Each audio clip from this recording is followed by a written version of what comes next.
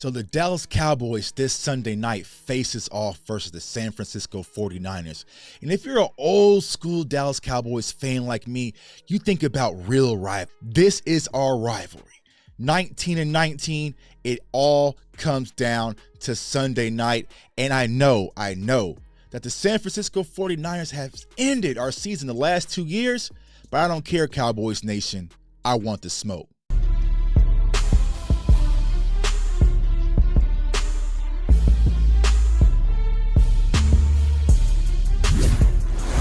What's up, CFO gang? It's your boy Jay Tuck. Real Cowboys fans stand up. And this Sunday, the Dallas Cowboys will face off versus the San Francisco 49ers at Levi Stadium. And listen, y'all know this is the game that gets my blood boiling. This is the game that gets my blood boiling because this is why I'm a Cowboys fan. This real rivalry, not the Twitter rivalry, the real football rivalry, is why I'm a Dallas Cowboys fan, because I grew up 49ers and Cowboys. It's all that I know. And y'all know, last 2 years, I've been out there as the Cowboys have faced the 49ers in the playoffs, and I had to walk with my head down. It was cold out there in San Francisco last year, but I have a feeling this Sunday night, that will not be the case. Now, when it comes to the San Francisco 49ers offense, they are a well-coached team. We know what Kyle Shanahan likes to do. He likes to run the ball with that zone scheme. So it starts and it ends with Christian McCaffrey.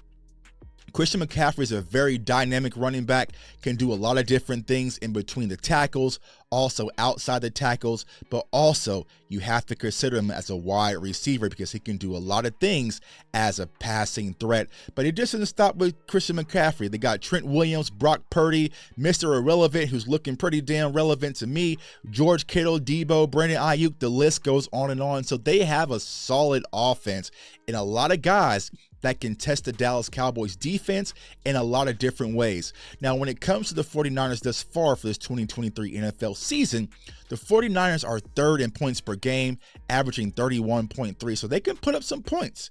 They can definitely put up some points. They're second in total offense with 398 yards per game.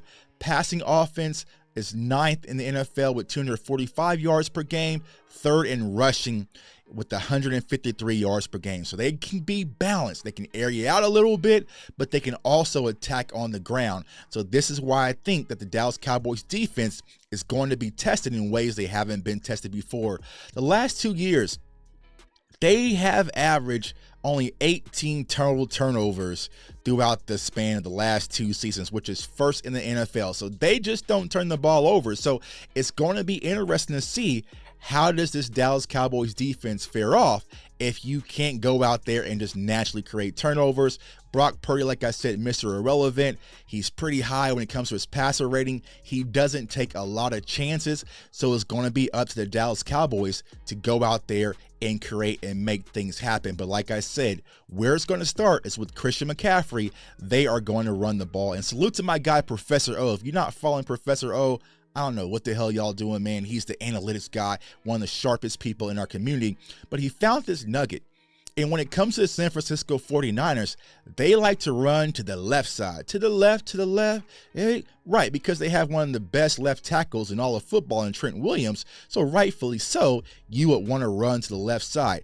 Now, when you look at the Cowboys from a defensive standpoint, we've given up a lot of yardage on the ground from the left side. So we're definitely going to have to keep our gaps, use our run fits, and go out there and do exactly what we did versus New England, but it's going to increase the level of difficulty because the running backs that the 49ers have are much better off than the running backs than the New England Patriots had. So the Cowboys defense will definitely be tested, but it's going to be important that you use your proper run fits and you rush with integrity, because you go out there freestyling, Kyle Shanahan and this offense will make you pay for it. All right, let's go ahead and get into it. Y'all go ahead and give your boy a like, because y'all are making me go back and watch these San Francisco 49ers playoff wins. And y'all know I try to put these games out my memory, but I think it's important to see what did they do against us last year offensively, because it's from a personnel standpoint, things haven't changed much, and their philosophy damn sure ain't changing. So in this very first play, what you're going to notice, a lot of pre-snap motion in this Kyle Shanahan offense. You're going to have Kittle go in motion, and they use their fullback like a tight end, and Big Kyle, number 44 right there. And he's going to come off and try to seal DeMarcus Lawrence and kick him out. But DeMarcus Lawrence does an incredible job keeping containment and keeping the outside and making Christian McCaffrey cut upfield. And this is going to be very important, like I talked about, containment, assignment football when it comes to playing defense, especially against this. It's a very calculated run game as well. I mean, it's one of the best run games, honestly, in the NFL. But good job keeping that outside and making CMC turn up inside. Great play by DeMarcus Lawrence, and we're going to need a lot of that on Sunday. On the next play right here, you'll see they'll come out in 21 personnel. Now they'll use Deebo Samuel, even though he's a wide receiver, they will put him in the backfield. So you have Deebo in the backfield. And what Micah Parsons does is an incredible job recognizing this quick swing throw, taking that away, right? So Micah's already on it, and then you're going to get pressure from Osa on the inside for the sack on Purdy. So the interior pressure is going to be very important. Our three techs, so Mozzie, right? Osa, Neville, like those guys, because what we talked about earlier, they like to do a lot to the left side. So this is the left side. This is big Trent Williams right there. So a lot of their run plays are going to come right off of there. So it's going to be important for our three techs to get out there and get interior pressure, which from what we saw thus far this season, I feel like Osa is much better than what he was last year. So I'm expecting a big day from Osa Odighizuwa. On this next play right here, they come out in the 3-by-1 set. You'll see him pre-snap motion. And you're going to have DaRon Bland manned up versus Kittle. Kittle's just going to get open. And Brock Purdy's going to be able to make the throw. And that's the one thing about Brock Purdy. I know there's a lot of conversations about him, but if you let him stand in the pocket and be comfortable behind his offensive line, he can make a lot of throws. Like, he was an incredible passer when he was at Iowa State in the Big 12. They just wasn't winning games like that. But Purdy can make throws, so you're going to have to get pressure on him and get him sped up. But if you let him sit back in the pocket and just make his reads, he can definitely pull the trigger off this play action.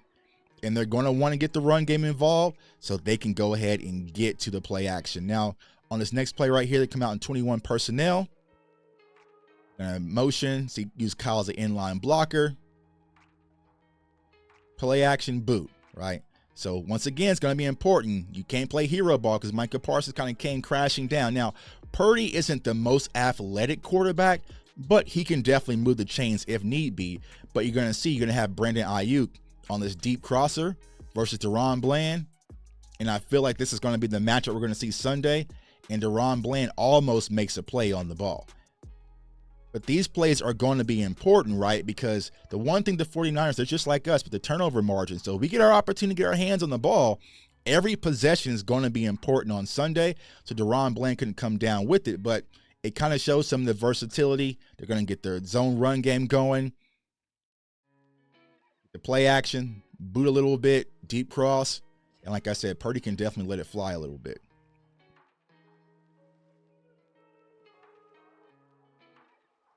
You have in motion again.